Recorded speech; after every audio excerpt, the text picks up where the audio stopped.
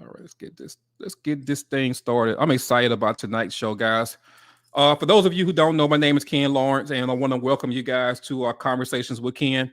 For those of you who I haven't spoken to or haven't seen, man, I hope everybody had an amazing Christmas and looking forward to a phenomenal 2022. Man, God was so good to me in 2021. I met so many people, developed so many great relationships, and I'm absolutely stoked about what 2022 has to offer. So let's get this thing started. So my guest tonight, guys, is has a unique story. If you ask me, we've been in business together now for about a year or so. We've crossed paths doing business, but we've never had an opportunity to really just sit down and have a conversation so I can get to know the man behind the vision, the man behind the business. So tonight we're going to have that conversation. I wanted to bring you guys in so that you can join in the conversation with me. So if you're on YouTube, you can make your comments. We can absolutely have you guys in interacting with the show. Same thing on Facebook, even though we definitely want you all to do it on YouTube. The interaction on YouTube is a whole lot better. So we're going to get this thing started. I don't want to prolong this thing any further. So go ahead and help me welcome our guest tonight, man, Mr. Mario Henry. How's it going, dude? Hey, what's up, brother? How you feeling, man? Hey, man, I'm doing great. How about yourself? I feel great, man. Every day I'm alive. That's one reason to celebrate. I know that's right, man. You're looking like you're chilling, man. Sit back in your chair like you don't have a care in the world. Well, don't let the looks fool you. I mean, but at the end of the day, you got to go back and being an athlete, it's like looking at film. So it doesn't stop just because you're not playing a sport. You got to look back at your day. You got to look at your interactions you had with people. You got to look at emails that you put, think about what you could have done better and everything, and then tomorrow make it a better day. That's right. So, man, like I say, I actually I met you. Well, my first interaction with you was on the initial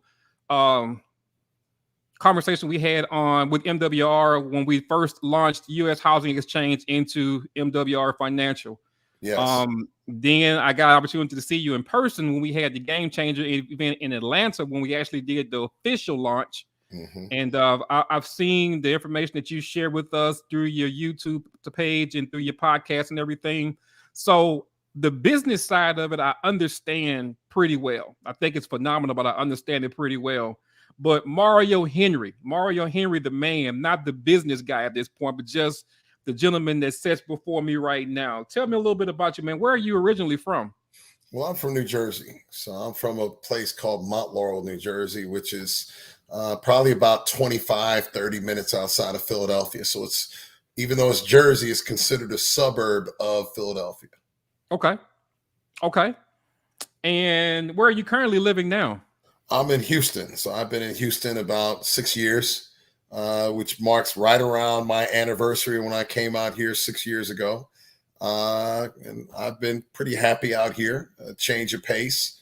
It's a lot more different ethnicities that can be able to celebrate together. So I like cultures. I like different cultures, I like different food. So I love Houston for that. Houston outside of New York is probably one of the most culturally diverse areas that I've ever lived in.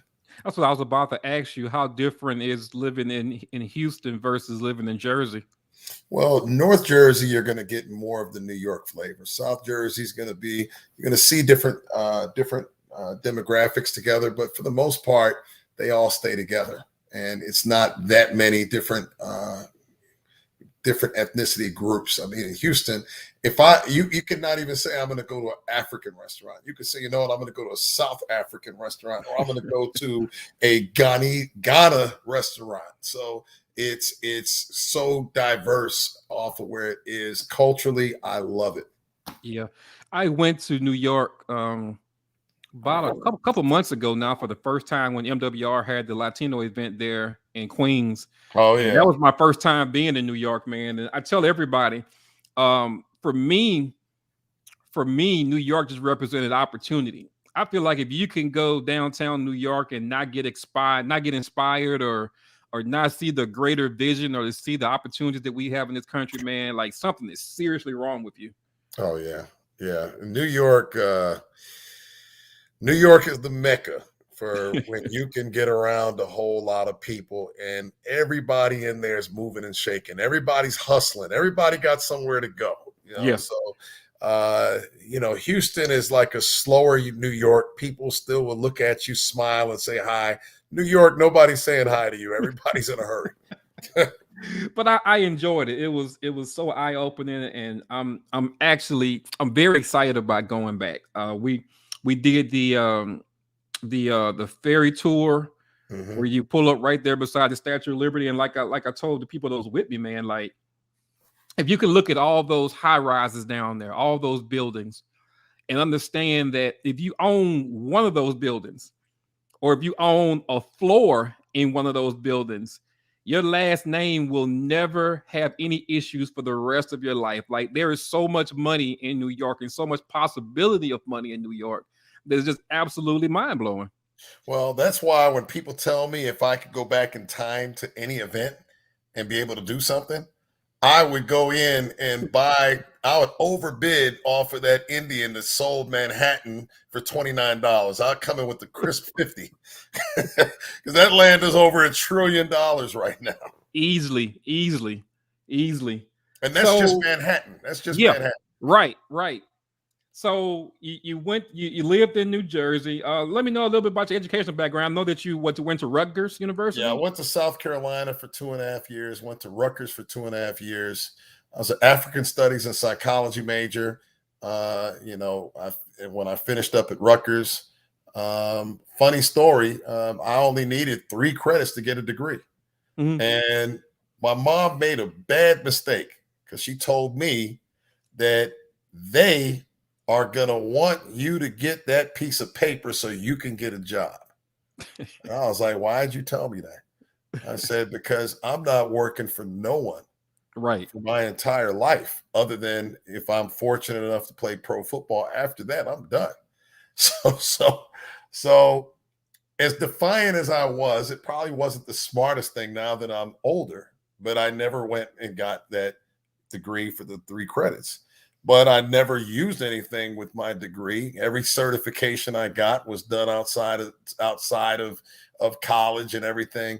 So I'm not a bad proponent of college. I'm not somebody that's going to tell you not go to college, but I would say that you need to have something specialized that you're going to study in for college to actually mean something for you. So that was a kind of a misconception. I feel like everybody gets told the same story that, hey, get a degree, get a job, and everything that comes in from that. But as I grew older and as I started studying things, I realized that these W-2 individuals, the people who have jobs, they're never going to be able to retire because the system is not set up for you to ever truly retire. So you're going to work for the rest of your life. The math is not in your favor because they don't have pensions anymore. Yeah. So once I got out of college, I was fortunate enough because I was playing track and football. So I literally played sports all year round. Went from playing football to winter track to spring track, then summer training, then football, rinse, wash, and repeat. So, Rutgers was kind of a lower tier Division I school. And obviously South Carolina was a major football program. So I left South Carolina. I lost a year of eligibility, then went to Rutgers. And then Rutgers, I still had to go through a lot, for my name to actually get called to get invited to the combines my senior year. And then once I went to the combines, I tell a funny story to people that with me depending upon someone, which was my sports agent at the time, told him that I needed a pair of sneakers to run my 40 in. And the guy made a mistake and brought me a size 13 instead of a 12 1 minute before I was going to run my 40, and then ran 0.2 of a second slower because of the extra inch. I was running around like a clown with the floppy feet and everything. And then, that messed up my draft stock. So I tell kids to this day, don't depend on anybody other than yourself, or always have a backup. Right. Right. Right. And I just find that It's a funny story. It cost me a lot of money, but it's a funny story. So how far do you think you went down in the draft because of those 0.2 of a second? Oh, I would have been a second or third rounder easy because I had the fastest 40 time in the country coming out. I ran a 4.3 flat. But then, I ran a 4.55 and I didn't have a lot of stats my senior year. Mm-hmm. So then I needed to make it all on what I would do at the combine. And then after the combine was over, I ran 4.26, 4.27. My track coach times me and then sends some letter about, all this stuff, but none of that means anything. You got to do it on the big stage. Yeah. That's why I tell people all the time, you get one chance. Mm-hmm. You don't get multiple chances. So you got to bring your A game, and there's no excuse that's going to be acceptable when that A game, when there is no B, there is no C, there's only A. So listening to you say that you basically had the entrepreneurial spirit from the beginning. You knew from the beginning that a traditional job was not something that you wanted to partake in. Absolutely. I mean, I had my first entrepreneurial experience at 5. I was picking dandelions in my back in a little field out there and was thinking that was flowers, and I was selling them door to door. And I learned about capitalism and racism on the same exact day. I was going door to door in a predominantly white neighborhood where I grew up, and I knock on this one door, and I was selling my flowers for a nickel. And back then, that was good money. I mean, you could buy some gum, buy some bazookas and everything, and you were good. This was 1976. So I'm out there knocking on things, making my sales and everything, and then I knock on this one door, and then as soon as I knocked on the door, the lights turned off. I was like thinking to myself, that's strange. And then I heard the lady say, "Who is it?" And then the guy said, "It's the little inn across the street." And I didn't know what that meant all the way, but the way he said it, I knew that wasn't good. Right. So I saw my best friend at the time, or one of my best friends. He was a year younger than me, and he was a lot cuter because he was smaller, little blonde-haired, blue-eyed, white kid. And so and his name was Lonnie J. I said, "Hey, Lonnie J." He says, "You want to make some money?" He goes, "Yeah, what do I got to do?" Now I'm 5 now. And he's like, "What do I got to do?" I said, "I want you to knock on that door, take these flowers, and ask for a dime. You do that, I'll give you 2 cents. He knocks on the door. They gave him a quarter. And then I was like, wow. And he says, "Can I get my 2 cents?" I said, "I'll give you a nickel." And I pocketed 20 cents. And I said, wow, that's cool. I made money and I didn't do anything. Right. And I was like, wow. And I learned about racism at the same time. And then from that point, growing up, I would end up getting paid. I had 3 different paper routes and would pay people to do the route. And then I made profit. So 3rd, 4th grade, I had 3 paper routes and I didn't deliver 1 paper. So I started to understand what leverage meant. I started to understand where certain things were. And so school was always teaching me, and my senior year in high school, I sat down and calculated. I said, you know what? I've learned 18,000 hours between kindergarten and 12th grade and didn't learn 1 hour on how to make money. I didn't know about capitalism. I didn't know the definition of capitalism. I didn't know how to raise a family, how to eat healthy. I didn't learn anything, but I learned about the Pythagorean theorem and that Columbus discovered America in 1492. That's what we learned. Yeah. So then that's when I started to kind of have a rebellious spirit as far as what's being taught to me and what's applicable in real life. That's where that journey started. Right. And I actually did a panel discussion a couple shows ago where I had some teachers and some principals and even some superintendents and just talked to them about, if they thought that the current curriculum that they were teaching in schools were actually sufficient for a person that, was going out into the world, because a lot of the things that we learn with traditional education, we never actually apply it in our real life. Really, I think that the only thing that we learn in school, for the most part, now there are some things that I think are important, so don't take it that I'm actually, trying to poop on education, but I think if anything, we learn how to conform. We learn how to conform, and it's a social experiment. I mean, naturally, you learn how to communicate with other people and things, but I think we would do ourselves a much greater justice if we started doing those things, like teaching about financial literacy, or doing more trades, having more trades available in schools, things of that. Even home ec, it's a lot of young girls and young boys now that are actually getting out of school and don't even know how to prepare a meal. So those are things that I think that we've gotten away from when it comes to education, that we definitely can go back to and start having a greater impact on society.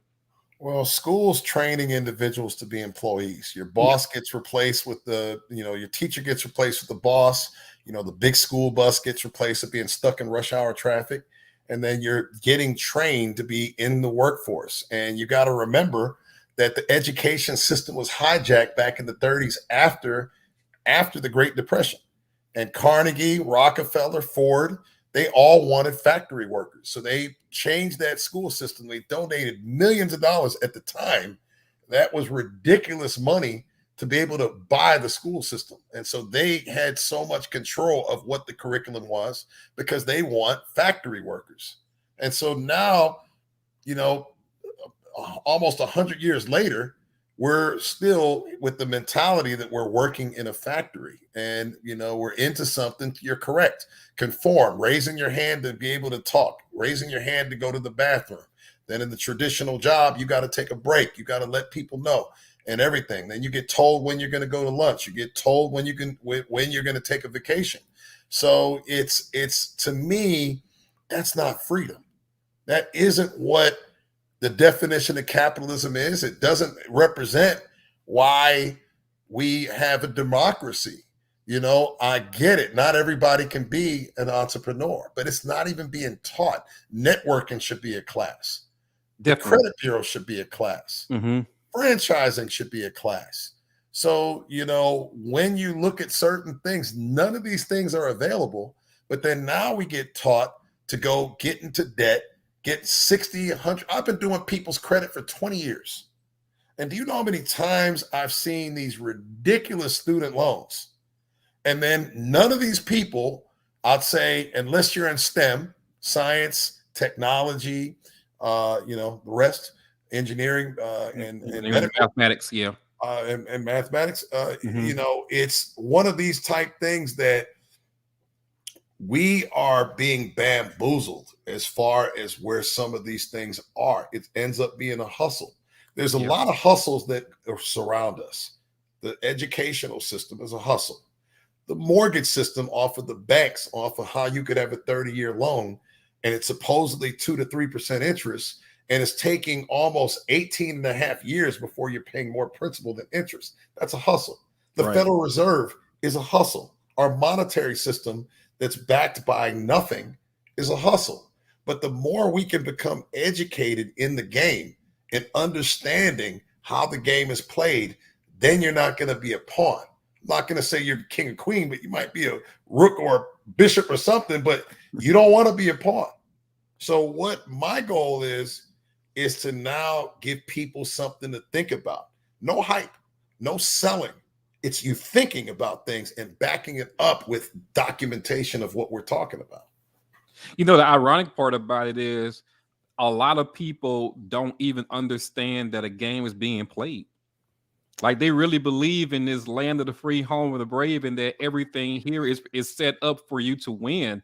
And the government will allow you to win at a certain degree, but understand that even when you're winning, they're winning at a much larger level. And the only reason why they allow you to win is so that they can win even larger than you can. So I'm a big proponent of mindset too.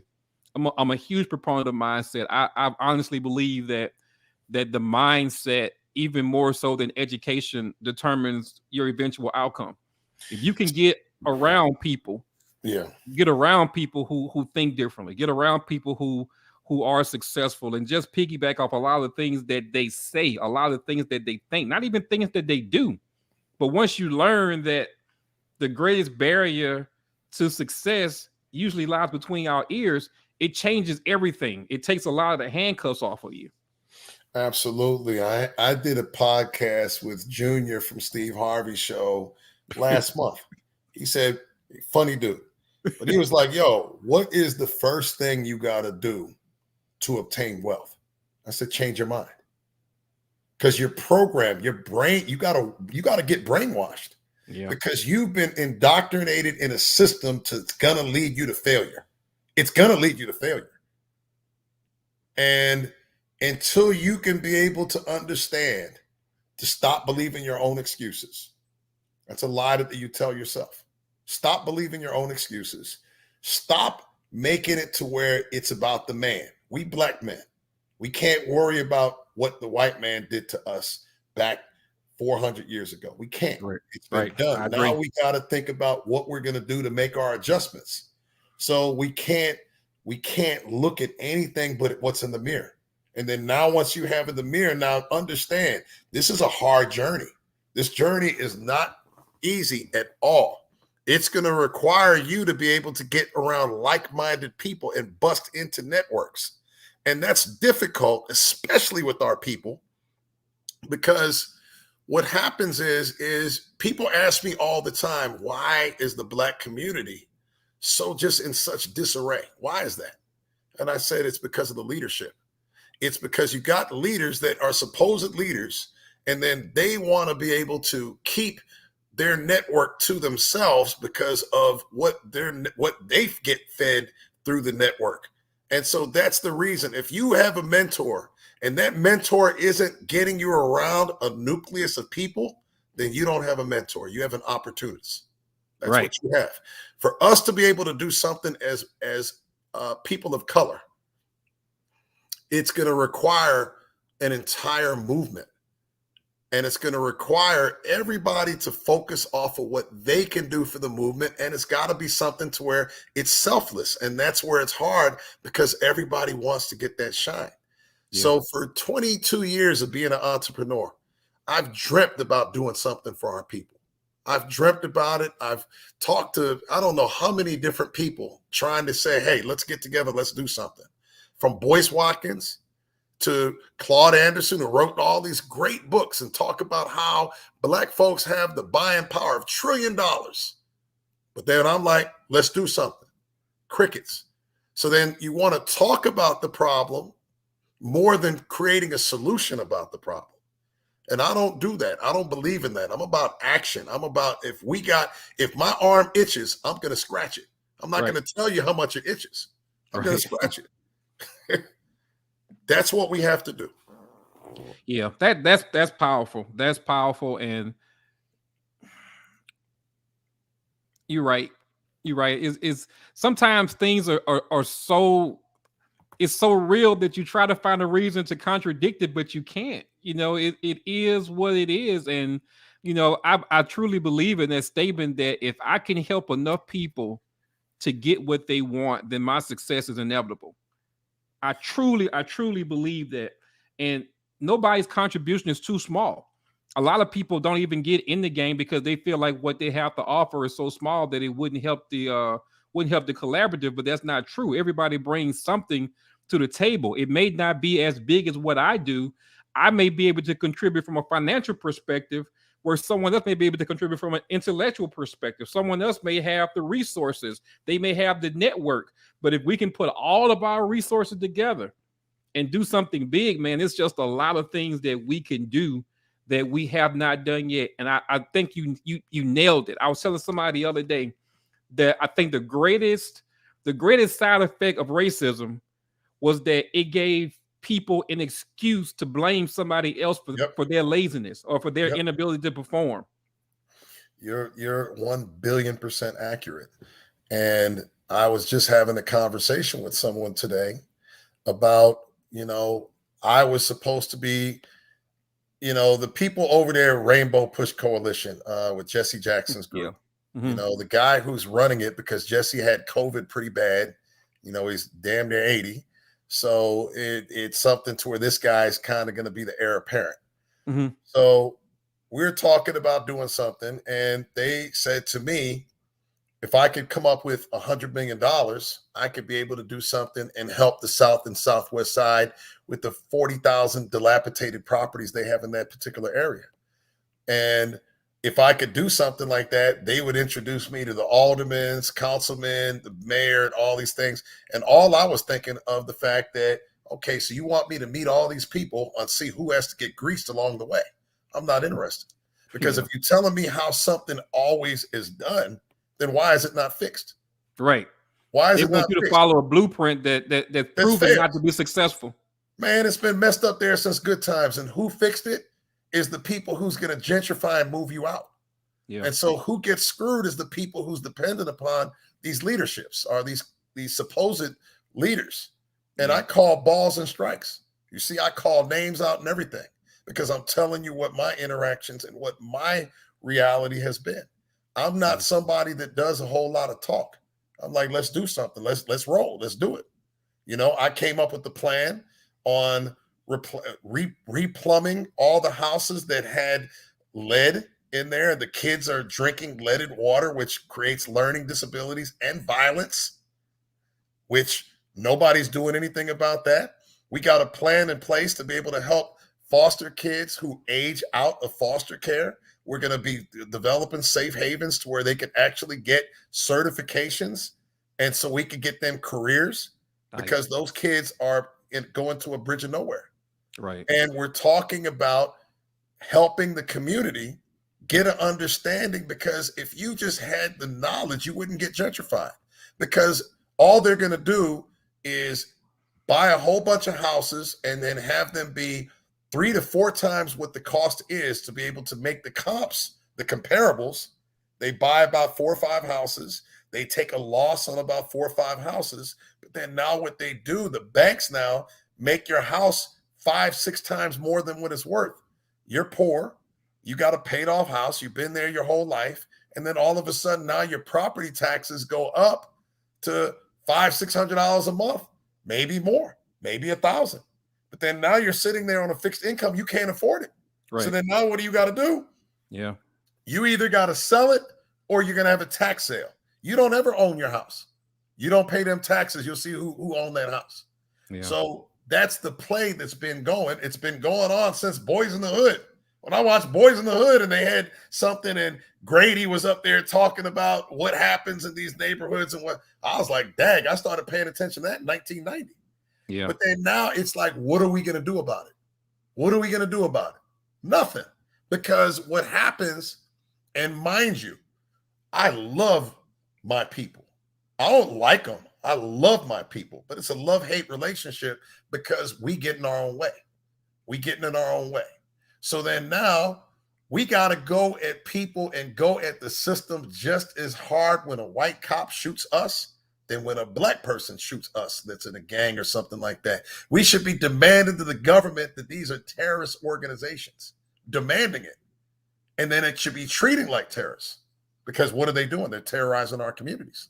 Yeah. But then that's not done. We get somebody and we put a lot, no offense on the pastors, but we putting pastors at the helm of representing us instead of the business people that can make this about business, because this is about business, and it's not just about the preachers leading like what they did in the civil rights movement. You got to have a community, and the community, yes, religion is part of the community, but that should not be where presidential people want to get to black people. Oh, let's talk to the pastor. No, we're not monolithic like that. We are diverse. We are all different types of things. And until we think like that, Kenneth, we're going to end up continuing to get the scraps, and we're going to be eating literal chitlins in life. We're going to get the waste that nobody else wants until we can change our mindset. Powerful, man. Powerful. So I see a lot of what you talk about is actually learning the business side of the business. So when you came up with, we'll take it a little bit further than that. We'll go back to your NFL days. How long were you actually in the NFL? Shoot, man, you need a stopwatch to see how long I was there, man. Damn. I felt like I unloaded my suitcase wrong and I was out. But I was there a season and a half, season with New England, and then half a season with Buffalo. I was inactive most weeks, so I don't really have any stats other than the preseason. And then when I was in, it was pretty much special teams, so you don't really get stats on that. But I did get a chance to say, you know what, I was there. Yeah. I felt robbed.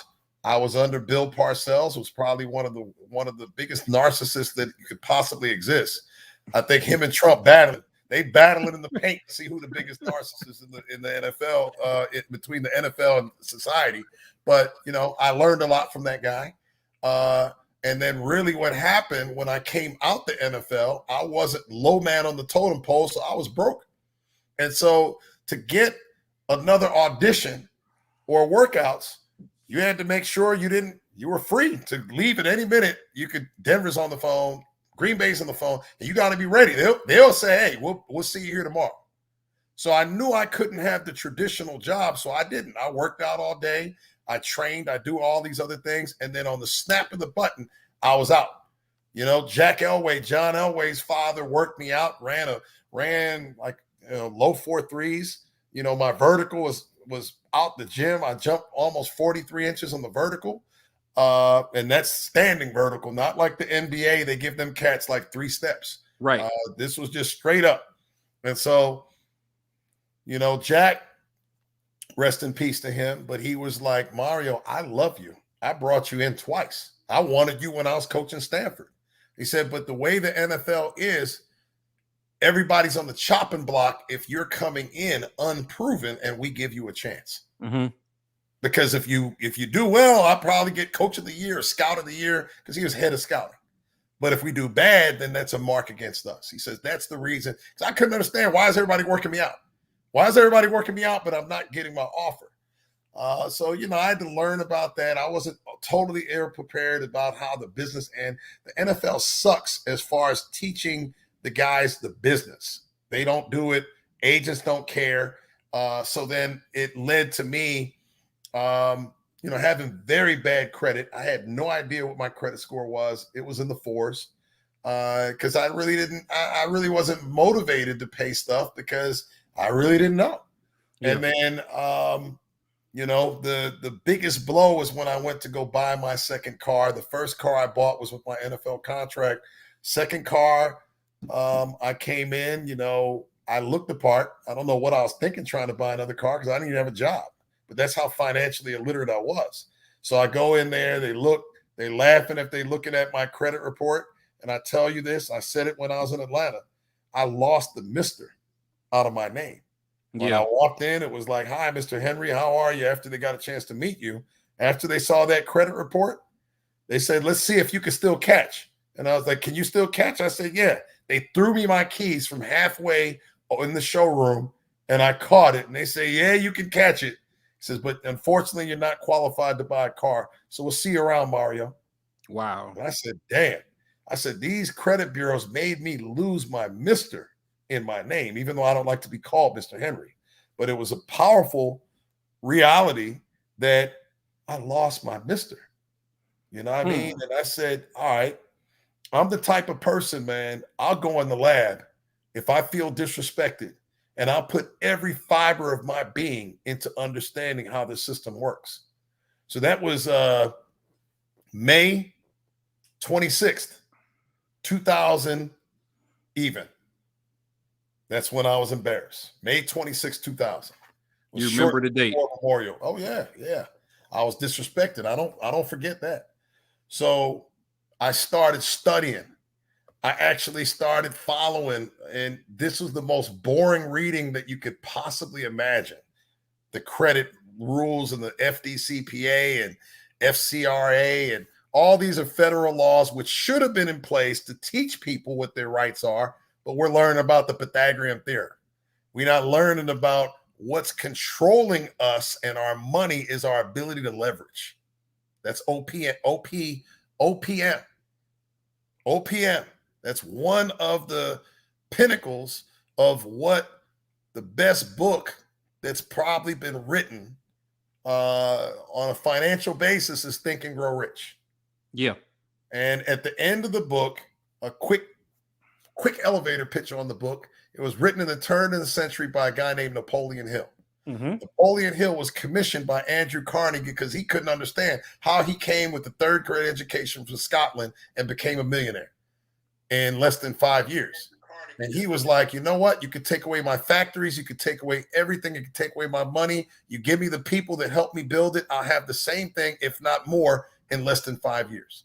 And he was like, I need to understand why are Americans walking around, and that's where it is. And at the outcome of the book, they said wealthy people, the 1%, have other people's money. They don't use their own money. Even when they have money, they leverage other money. Other people's efforts, they don't be the only one working for themselves.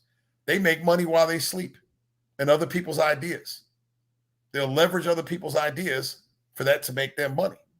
And if we're not incorporating those three, you're going to work until the day you die. That's amazing. They're leveraging other people's ideas, using other people's money, and setting up their generations to never have to worry about money again. That's the name of the game, man. It's leverage. And if somebody was to tell me what's the most powerful word in the English language, I would say leverage. Leverage. That's it. So you want to be able to get into something to where you can utilize the tools. And my biggest issue with school is it's not even teaching you how to assemble these tools. So then how can you survive? How can you do it? Well, you get a job. Okay. I said this in Atlanta. I'll say it now. You're going to retire at what, 65? That's what everybody says. Yeah. Then when are you going to die? How long do you know how long your money has to last? Yeah. What if you mess around and live to 100? Then that money got to last you 35 years. We went through a pandemic, man. People was out of work 2 months. Lost their mind. It was over. It was over for them. A wrap. And I'm like, well, wait a minute. We had the country shut down for 2 months, and they stopped. No bills was due. Nobody was allowed to report anything negative if you didn't pay it. And you had people saying they were starving. But you know what was amazing about that, though? Like, even outside of the people that struggle, I thought it was very eye-opening to see the number of businesses that went under after they didn't have any revenue coming in for such a short period of time. So we tell individuals they should have anywhere between 6 and 12 months of an emergency fund to hold them over in case anything happens. But you have businesses that make thousands and millions of dollars a year that didn't have any type of contingency plan in place if they didn't bring in any additional revenue. You're correct. The problem with businesses, sometimes they're over leveraged. That could be a good thing, leverage, and it also could be a bad thing. Right. So it's such a balancing act. Mm-hmm. It's such a balancing act. If we're doing a flip and we're way over budget, then I got to move that loss over to one of my other properties that I'm not in problems. I might have a surplus. So you constantly got to be looking at this off of where you got to do certain things, because that's what you have to do so you could be on point on everything that you accomplish. So it's like when I got a chance to really start understanding how everything was set up, I started interviewing people because I knew it might be impressive to some people that I'm a former NFL player, but it also is a negative because we have 70% of NFL players will go bankrupt 18 months after they play their last game. Wow. So then now that is horrible track record for me to be speaking about anything to do with any financial stuff. And most of the financial stuff I learned is because I failed. Right. If I fail in something, we got to watch the film. Why did I fail? And then we got to replay it and then come in and say, okay, if we're in this situation again, here's what we're going to have to do. When I first started flipping, I failed miserably because of the fact that the contractors were robbing me. They weren't doing a good job. And so what I said was, okay, when we create the U.S. Housing Exchange, we're going to put many safeguards in place because of what the L's I took. I took that as learning. I took that. If I lost 40 grand, I was like, all right, that's a college education year. And I'm going to pay for it out of my pocket. Because of that deal, I'm never making that mistake again. Right. You know, you lose 40 grand, you're going to be paying attention. No, that's right. So, you know, when you look at the way on how everything is set up, I said, I got to interview people that's going to have a hell of a lot better face than me. So I looked for people that was respected. What did I do? I went to our community first. Every person who was an economist rejected me. Boyce Watkins rejected me. Oh, I'm so busy and all these things. I'm like, dude, I see you talking about nonsense on your Facebook and you too busy to talk to me about what we got to do as people to come together and see what. I was like, all right, you do your thing. And everybody I talked to, I called about 30 of our people. Every last one of the people rejected me. So then I watch a 60 Minutes. I just happened to be watching this 60 Minutes, and a guy named Ted Benna is up there. Older white dude, pushing 80. And I'm like, this guy's pretty interesting. Why? Because he's the guy who invented the 401k. Mm-hmm. Did it in 1981. And he said he wished he did not come up with it because it's going to lead millions of people to failure. And it was only supposed to be used with the pension. And the 401k was going to keep a cost of living adjusted to keep up with inflation. And you would, in theory, been able to make what you've made at your work for the rest of your life because the 401k would put in where the delta is. Now, companies was like, pensions are too expensive.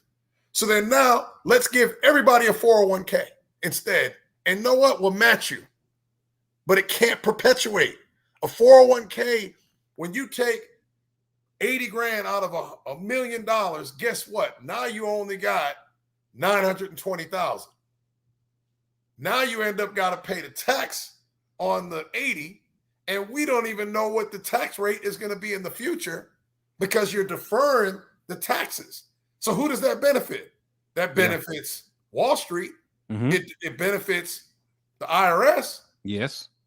But is it benefiting you? That money can't perpetuate itself. So when it's gone, it's gone. The pension, they had to pay you for the rest of your life. And when you died, your spouse got paid for the rest of their life. And they're like, oh, hell no, that's too expensive. So then they said, let's get this 401k out and let's create vesting. So then if they're not here long enough, we can take our match money out. Pension, they had to give it to everybody. Every full-time person had to get it. And then that's the way it works. So then we've also been duped because nobody's going to survive 30 years on what it is that you're able to save today, especially now that we're getting an 8% inflation rate today, which is almost 4 times what we're used to basically paying in inflation. Definitely. And unfortunately, a lot of people, if you were to survey 100 people and tell them to give you the details of their 401k, meaning what they're invested in, meaning what they're usually probably getting as an annual percentage on it, most people have no idea what they're getting, what their 401k is actually invested in. The only thing they know is that they have a 401k. And if you actually look at the breakdown of your 401k, I was watching a documentary on PBS a couple nights ago where the guy was saying that he took for granted that his employer was doing the right thing with his 401k. Once he actually started looking at it, he realized that there were so many fees that were coming out of his 401k, or that there were so many accounts that they were investing in that were basically empty stocks, empty bonds, and things like that, that the amount of fees that they had taken out, it was going to basically cripple his 401k forever. But he never had anybody to look at it. And most companies, no offense, but their human resources departments are usually not equipped to talk to people about what they're actually investing in. And plus, they don't even have to disclose some of the fees. So they have to tell you about some of the fees, but some fees are already ingrained in the thing. And then now a financial advisor is Wall Street salesman. That's the only thing they can talk to you about is stocks. They're not going to talk to you about, well, what's your credit score? So that's the first question I'm going to ask somebody. If you're trying to save money, I want to know what's your credit score, because if you're paying 11% interest on a car loan because you're the 520 credit score, and then you could be at 2% interest because 2% or less, or 0% interest if your scores are good, shouldn't we not address the credit? Because that's about $100 to $200 a month gone right off the bat because of just interest. So you got to reduce your interest, the first step. Then you got to look, what's my contingencies? Just like we play a game, we got to look at what happens if I get diagnosed with prostate cancer or breast cancer. What's my plan? What's my play? What if I die too soon? What if I live too long? What if I get sick? What if I have a heart attack and don't die? What's my plan? GoFundMe? So we're in this reality right now because of the herd of people that we're with aren't talking about it, then we don't think about it. Well, if they're not thinking about it, we thinking about it. That's your question, because you brought up something that I think is very interesting. I know what I've been taught about it, but I want your perspective on it. Do you think that before a person, this is so off topic, but it's something I just thought about and I would love your perspective on it. Mm-hmm. Do you think that a person should tackle their debt to a certain degree before they even start trying to do anything as far as investing? Well, it depends. That Dave Ramsey nonsense, that's garbage information. I don't. Yeah. Yeah. The debt, bad debt, I agree with him, but this fool talks about all debt. And I'm like, dude, you're selling such a bill of goods because people are paying you because they're saying certain things, and you became worth $50 million telling people something that's unrealistic. Yeah. So I believe that when people want to invest, sometimes it depends on the type of debt we're talking about. Mm-hmm. If we're talking about, I'm millions of dollars in debt because I own so much real estate. Mm-hmm. So then if you have a portfolio of 20 plus properties, you're going to have a lot of debt. True. But the debt that I have is not reported on my credit report. So then it doesn't mess up my debt ratios, because all my loans are private loans and everything like that, unless I decide to make them permanent loans, which I haven't so far. I'm just for the first time about to start getting some Airbnbs and a couple things like that, because all I've been doing is flipping. So the short answer to your question is it depends if the debt is going to prevent you from being able to do what you got to do. Yeah. But you can't do stuff stupid. You can't be using compounded interest to buy depreciating assets like these store credit cards, the scarf that you want to buy. And they're like, hey, we can give you 40% off if you get the store credit card. Be like, okay, you're charging 31% interest, but then now when I get my minimum payment, don't be an idiot like me when I was younger and say, wow, I only got to pay $5. You couldn't have told me nothing when Discover got me. Discover got me hook, line, and sinker because they had some girls in some bikinis and beer and hot dogs. And I was a freshman. I just turned 18 and got me that Discover card. I went and spent $400. And then I got my first statement. I had to pay $8. I said, man, this is heaven. Until that John compounded on me. And then they had a payment of like $30-something. And that you might as well say that was $1 million for me at 18. And then, before you know it, I had to charge off, the other kids on our team, the ones that didn't look like me would just call their parents. And then, oh yeah, Johnny, what do you need? I just need $100, Dad. And then bam, it was done. I called my dad. You're like, man, get the hell out of here. I remember when I was in college, and you're absolutely correct.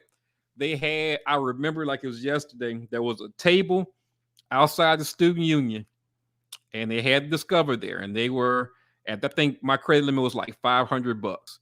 And what they were doing to get everybody enticed to buy the card was, it was clever when you think about it. We had a football game that's Saturday night. They were giving us game day T-shirts for signing up for the credit card. So everybody, of course, wanted the game day T-shirts. We're college students. Nobody can afford to go inside the student union and buy those T-shirts. So you sign up for the credit card. You get a $500 limit on your credit card. You get the T-shirt to wear to the game Friday night. Everybody wins. Everybody wins. So that I remember that I've shared this story with a lot of people, and that seems to have happened in a lot of different places. Now, what we were talking about with the getting rid of debt before you actually invest. What I've always been told is this: And when I thought about it, it made sense. Why would a person invest in a stock or something where they could possibly get 8 to 10% return on it, which is, I mean, right now it's about the inflation rate. So you're basically flat on that. When you have a credit card that you are almost in default on, paying 23 to 31% on it, to me, it just would make more sense to go ahead and use whatever capital you may have to start trying to pay that consumer debt down, so that compound interest can stop working against you. And then once you either eliminate it or get it down to where it's manageable, now you can start trying to invest and start gaining some money. But if you're making money on the front end and losing even more money on the backside, to me, it just seems like it's hustling backwards. Well, what you're saying makes too much sense. You know, there's a reason why Albert Einstein said that compound interest was the ninth wonder of the world, because that's how you can get a scarf for $18 and you pay $300 for the same scarf. Absolutely. You see what I mean? And not even think twice about it, because they get you with these little small payments. And as long as it fits within your budget, you good.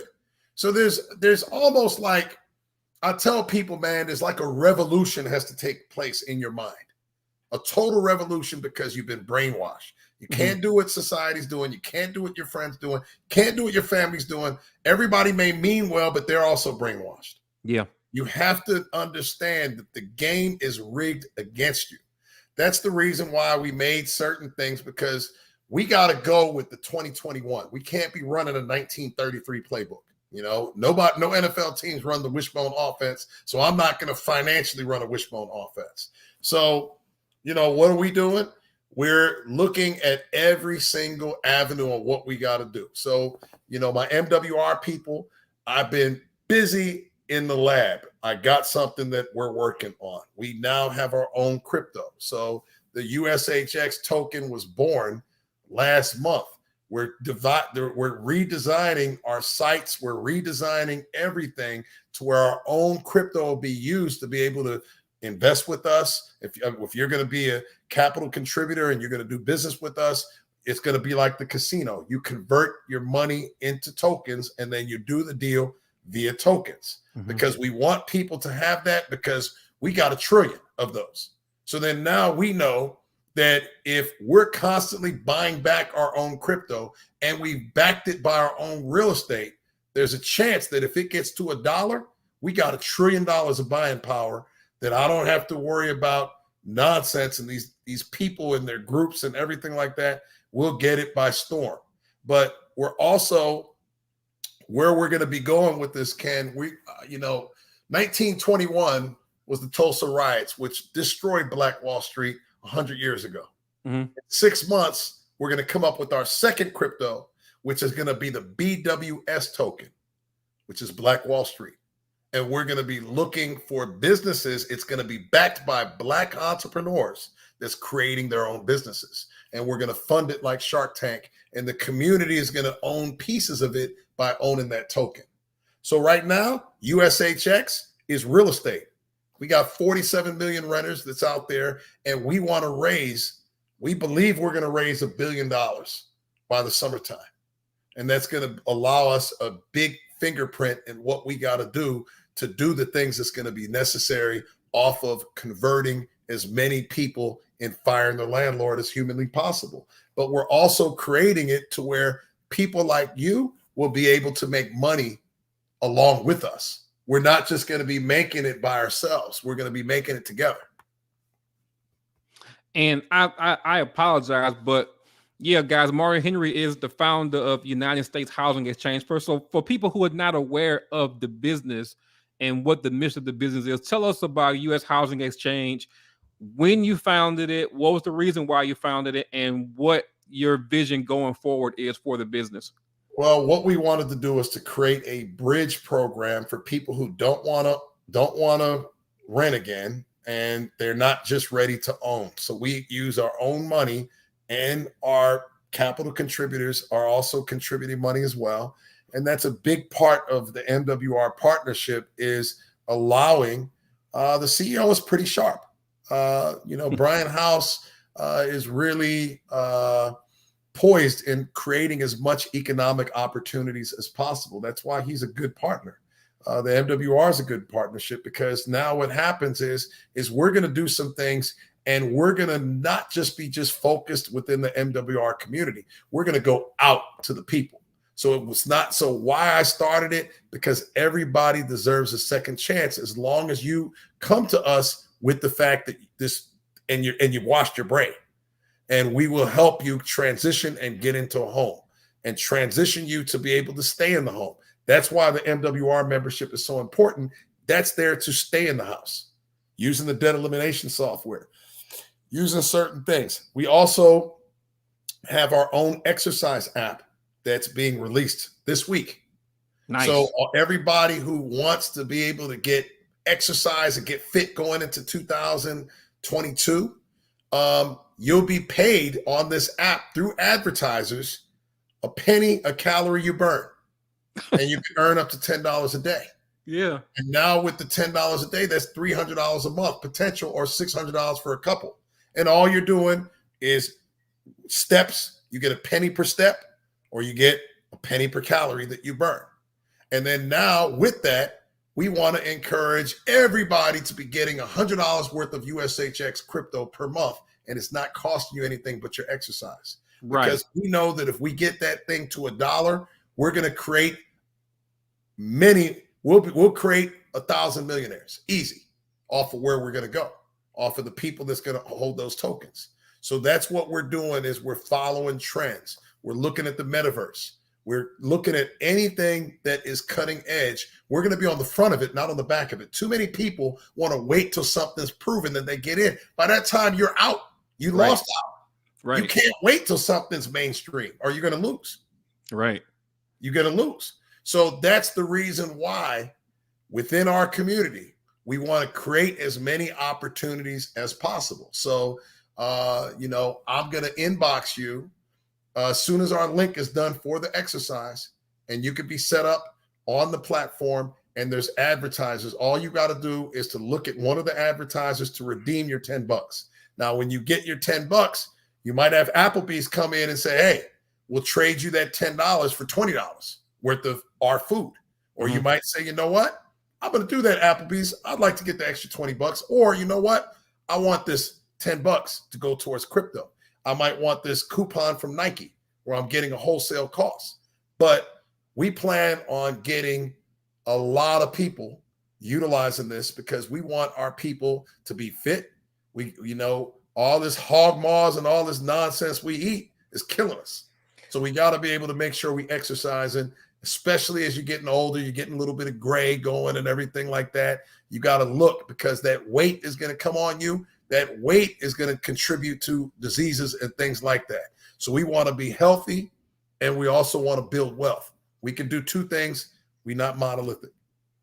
Yeah, and that weight is like compound interest. It grows every single day, man.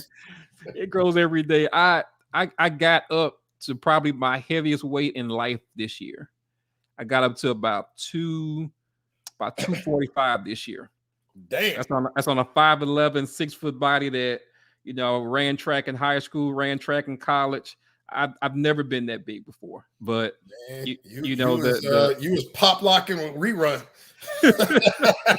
The combination of, and I won't blame it all on COVID, but the combination of COVID not being as active, and having the business to a point to where I didn't have to be as hands-on. Yeah. It definitely took a toll on me this year. So I'm not going to set a goal for 2022 and say I'm going to get smaller, because people do that every year.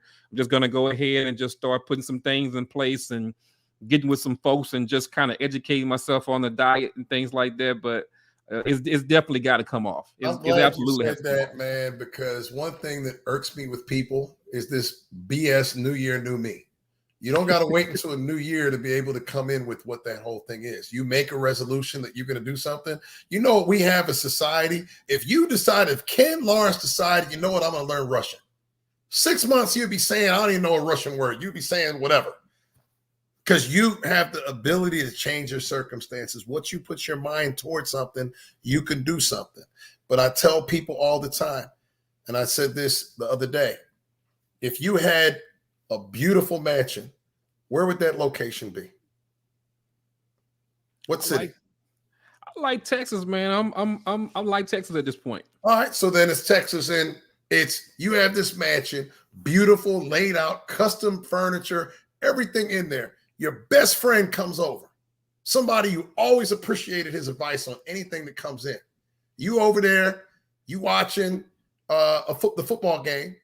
Then he's like, "Hey man, I'll be back. I'm gonna run to the bathroom real quick." He goes to the corner of the living room and pisses right there. What would you do? We really have some furniture moving. So the thing about it is that's your mansion. You might have a dream and you'll let your best friend pee on your dream. Yeah. You see what I mean? And that's what people do, and that's what people accept. You always got to think when you got that person with that negative energy, and I don't care who it is, it could be your mother. Yeah. You can't let somebody pee in your mansion. Right. You can't let that happen, That's bro. solid. That's solid. And the thing what I'll leave you with is I tell everybody to do this because I have it in my wallet at the same time. I gave up all my hopes and dreams because, and then there's a line. And you never let that line get filled in. Whenever you get some old BS, write in that reason. And when you know that reason wasn't big enough to be able to stop and cut out all your dreams and goals, then now you don't let that thing go. This is something that you have to stay focused on. You can't get so excited about a birthday, Christmas, somebody's family reunion, your own family reunion, and not be focused on your dream. People spend more time trying to select a birthday present for somebody than they are on mapping out their life successfully. People won't do it. Yeah. So you can't do what people won't do because you know they can't live 30 years with what they saved. You know that's not the case. I look at everybody's balances and I'm like, yo, you in trouble. How old are you? How much you got? You in trouble. You better catch up. Well, I got about 400,000. How old are you? 53. Okay. What do you make per year? How about 80 grand? Do the math. What are you going to cut out? Where are you going to move? How are you going to live? What are you going to do when your property taxes are like a mortgage payment? How are you going to do that? Yeah. So if you don't start asking yourself those tough questions, you're going to have to live it.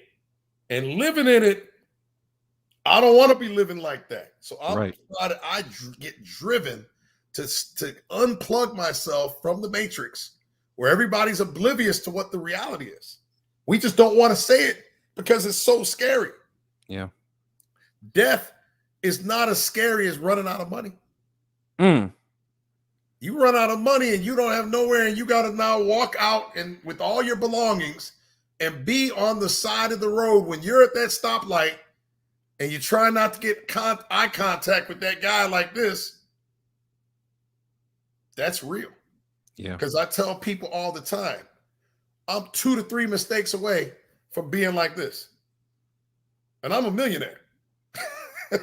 So then how much more time does somebody else have to where they don't have the luxury of that? Yeah. So that's why I love what you're doing. I love your Facebook thing. You get interesting. I was like, this is a fascinating dude. Got me this great shirt. Send it over to me. I love it. You know, and just you're fascinating. I love your dialogue. I love how thoughtful you are with coming up with a lot of the things in. I'm so happy you got the followers that you have. And I like the fact that you pushing the button. And I'm controversial, so I'm glad you had me up here anyway. I'm gonna tell people the way it is. Yeah, I'm kind of direct. I'm articulately direct, if that makes sense. Oh yeah. But we've gotten to a point in life now where people would rather you allow them to be wrong and damn themselves to hell than to tell them that they're going in the wrong direction and just simply correct them. So I've gotten to a point now where I don't surround myself with anybody that can't take constructive criticism. I also don't surround myself with anybody that does not feel comfortable correcting me, because I know I don't have all the answers. I'm the most inquisitive person in the world. And this may sound arrogant, but I told this to Judy Ivory the other day, and she agrees. So if Judy agrees, I'm gonna say it. I know in most situations, 90% of the time, I think I'm the most intelligent person in the room. I believe But that. if I get set on being okay with being that guy in 90% of the situations, what could I have possibly done with that 10% of the time when there was somebody there that could have taught me something and I just rested on my laurels? You're only old when you stop learning. Yeah. You have to always be plugged in. And, the master can learn from the student, and obviously the student can learn from the master. So I think that arrogance and ego prevents us from being able to really get to what our true potential is, because we end up starting to feel ourselves too much. Yeah. And I'm like, that's what football humbled me. And, pretty much get me back saying, you know what? You don't even have no stats. You don't have no stats. You don't have a lot of these things. So calm down. You was in the NFL for a minute. You weren't there long enough to be putting your chest out. That's why I don't really talk about it, because it's like, okay, it was an accomplishment. It was there, but now I got to be able to do something else. I don't feel that as the victory lap, and I kind of get upset when my circle starts victory lapping, and I'm like, what the hell are you celebrating for? We're not there yet. Yeah. We're not there. Yeah. That's funny. That song "Living Our Best Life" was like a cultural hit forever, and it's a clever song, and it makes people feel good in the moment.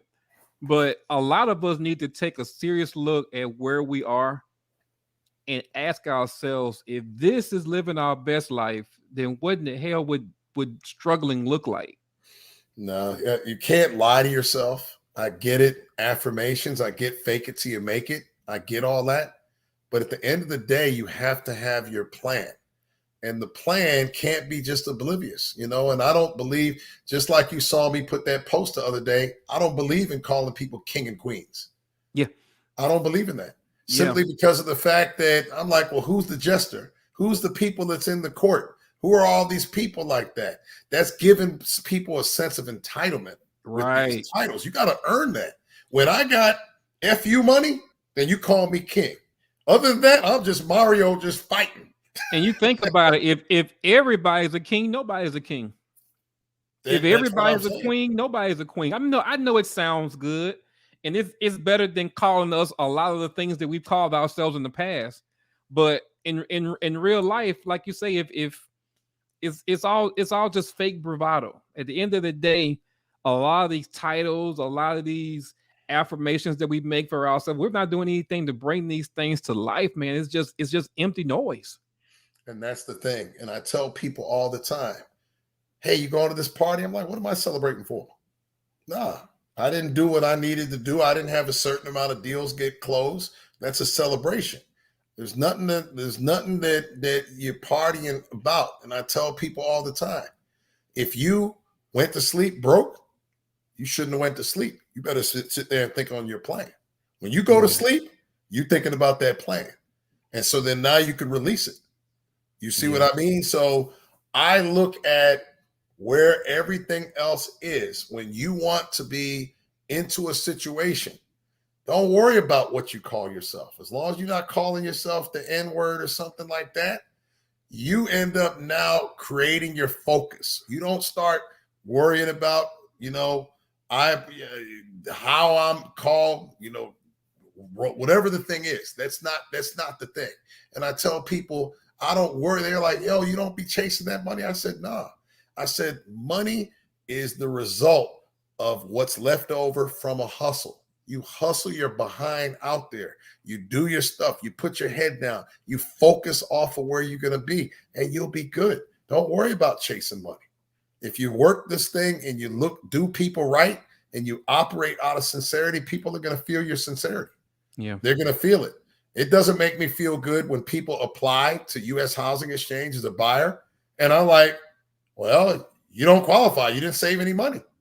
You need 3.5% down. Yeah. So how you expect me to buy you a house? You got bad credit and you didn't save any money. You didn't pay anybody. So how do you not saving anything? You got 20 collections on your credit report and you got nothing in the bank. How is that even possible? Not paying what you owe and then not saving a dime either. Yeah. So you're hit on both ends. But then you want me now to buy you a house. We're there to give you a second chance. But you first got to dust yourself off and understand that you got to have these different parameters. Don't come to me and you start telling me about why you didn't get me this because you were busy, or I'm not trying to hear none of that. You're getting a second chance. And if I'm willing to buy you a house, you got to put that same energy out. Like if you were going to one of your kids' parent-teacher conference and they called your kid, you're going to get your behind down to that school. Find out what your kid did. And I know in my day, my father was coming with that strap. Oh, yeah. So that's what I'm saying is that we got to look at where certain things are. And Demetri, that's cool that you operate out of love because that's great. But understanding this grind, there are going to be certain times that you're doing the business and you are giving somebody the best of yourself. But don't get, if I could give some advice, I would say that there are certain circumstances to where you're fulfilling a need of what somebody has based upon what you have to give. And, I used to kind of be like that. I wanted to just make everybody in the whole world happy. That's what I really wanted. I love that. I wanted everybody to be happy, but then I started to realize that some people are miserable. And no matter what I do, they're going to have something off of what I could have done better. That's why I don't do credit just for credit anymore. I won't do it. Because if you're going to come to me and you come with me at 490, then I'm a bum if I didn't get you to 700. And how am I going to get you to 700 where you didn't pay not one good account ever? And if you had, if I could put this in the form of a report card, a bad credit rating is the equivalent of an F on that one account. So if I was able to remove 8 Fs out of 10 Fs, you still got an F average. You still got a bad credit score. But what happens is the more Fs I get off the credit report, the report card, when I do add an A, then now your score can go higher. The GPA jumps up quicker. Things weighing you down. Yeah, good stuff. You see what I mean? So that's what ends up being hard. But bro, I enjoyed rapping with you, bro. Same here, man. I'm glad you wore your shirt, man. It made me feel good to see the shirt, man. Please, man. I'll be wearing this thing. All over the place, man. Yeah, these conversations, I'm enjoying them. I love communicating with people. I love helping people. And for so long, I've always known that I had a voice and didn't really know how to get it out there or didn't know that it would be accepted. Mm-hmm. But I've made a promise to myself that I know I have a lot to offer. I know there are a lot of people who can benefit from the information that I have, as well as the network that I'm developing. So the whole purpose behind this channel is to share the information, to expose a lot of the people that I know to my network, people like yourself that have a wealth of information that can actually inspire people and get them to understand that your current situation is just that. It's just your current situation. It has no bearing whatsoever on where you eventually end up. But you have to be willing to bet on yourself. You have to be willing to take accountability and realize that, hey, the situation that I'm in right now, there's nobody to blame for where I am right now but me. And I personally find it very hard to deal with somebody that when I ask them why they're in the situation that they're in, they can point a finger at everybody else but themselves, except themselves. Yep. I'd recommend that you also reach out to Irvin Fryer, former #1 draft pick. He actually has a great story. He's a preacher, but he actually went to prison for mortgage fraud that he didn't even do. Wow.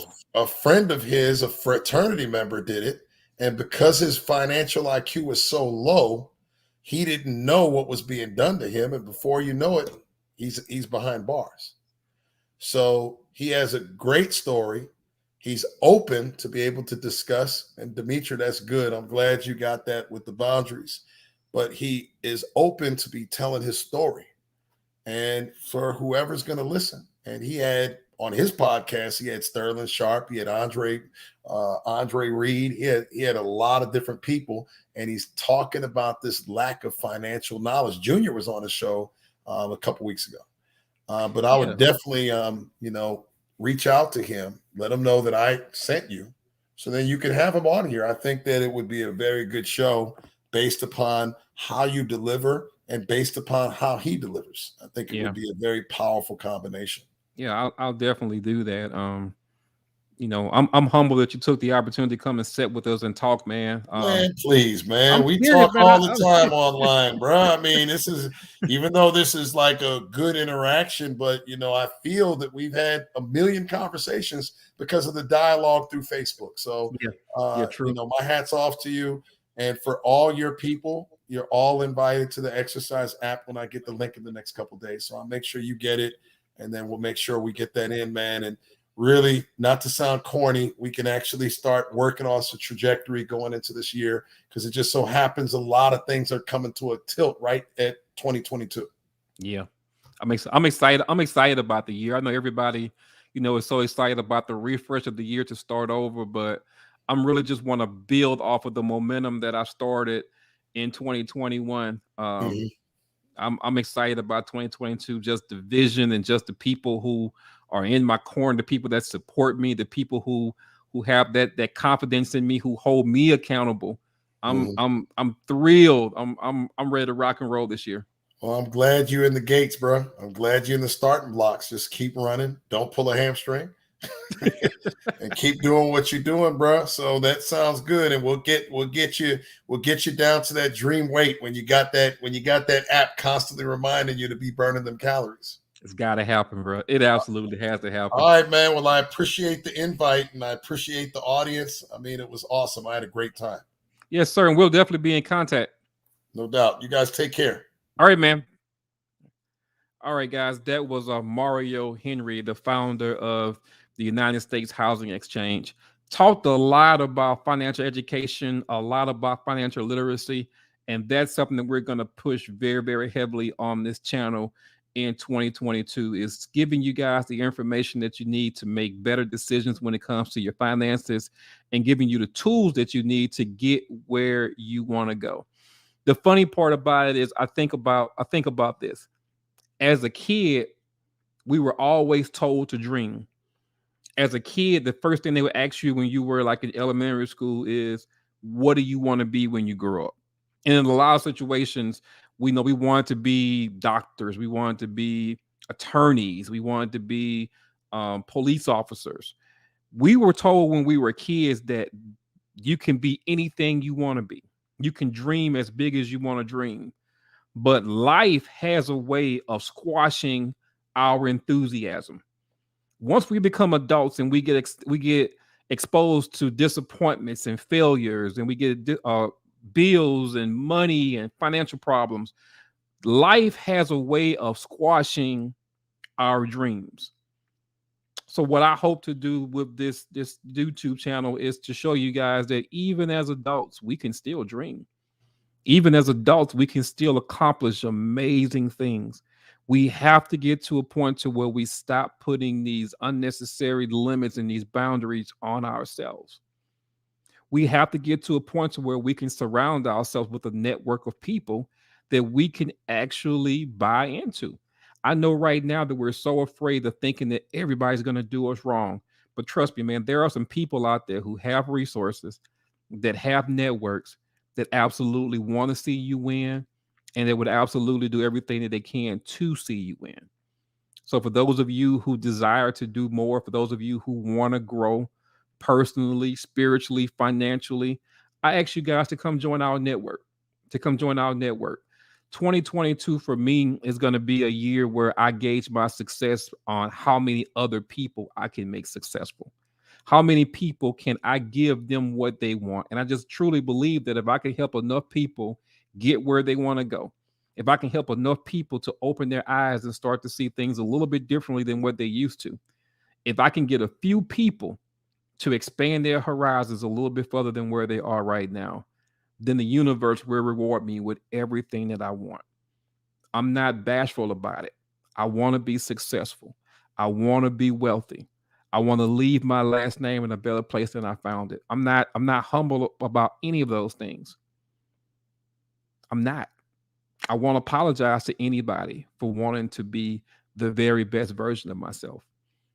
And we've used this channel for 2021 to kind of set up some things. But in 2022, we're going to take the ball and we're absolutely going to roll with it. So if you know anybody that has aspirations for better, anybody that wants to grow their network, or just having some struggles right now with getting the ball rolling, by all means, introduce them to our channel.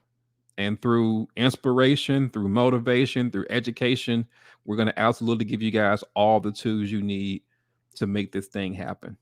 So I actually want to do a couple more shows before the end of the year.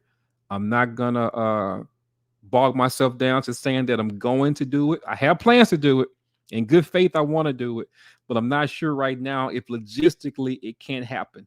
So if I don't get an opportunity to talk to you guys between now and the end of the year, I want to wish everybody a very happy New Year's Day. Go into this thing ready to rock and roll. Anything that happened in 2021 that was disappointing from you, take those learning lessons from it. And once you get into 2022, don't look back at those failures. Learn from them, but don't look back. New opportunity to start something new. And like I said, we're going to help you guys in any way possible. So with all of that, I appreciate those of you who were in the chat. I appreciate those of you that watched on Facebook. The link is in the bio for you to join us on YouTube next time, because if I don't do another show in 2021, this will be the last show that we'll stream on Facebook. Going forward, we are going to be 100% on YouTube. So you definitely want to go ahead and subscribe to the YouTube channel. Go ahead and hit the bell to be able to get access to all of everything that we have to offer. Go ahead and sign up for YouTube right now, guys. It only takes a second to do it. All right. So that is it for tonight. Once again, I want to thank my guest, Mr. Mario Henry. Man, Mario's a ton of fun, has a lot of information, and I'm glad to call him a partner. I'm glad to have him inside my network. Appreciate him for coming on, and I appreciate all of you for spending the last hour and some change with me. So until we meet again, this is Ken Conversations, guys. I appreciate you all, and I bid you all a good evening.